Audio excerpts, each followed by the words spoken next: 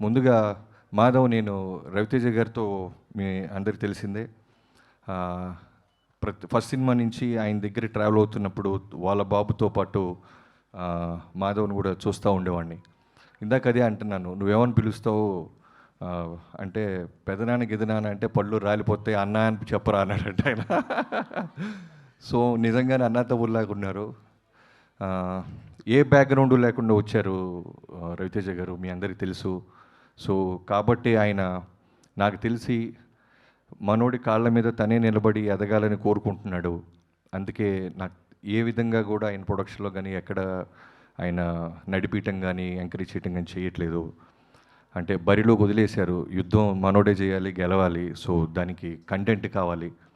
ఇలాంటి మంచి మారమ్మ అని అంటే రెగ్యులర్ జనరల్గా ఎవరైనా లాంచింగ్ అంటే ఓ లవ్ స్టోరీ, లేదా కొడితే రోపులు కట్టి ఓ 10 మంది గాల్లో లెగిసారు, ఇలాంటివి లేకుండా ఒక కంటెంట్, ఒక అమ్మవారి ఊరు, ఇలాంటి చూసిన ఇంత గ్లిమ్స్లో నాకు అర్థమైంది ఒక మంచి పాయింట్ చుట్టూ నడిపారని. సో నాగరాజు గారికి, డైరెక్టర్ నాగరాజు గారికి I wish you all the best brother.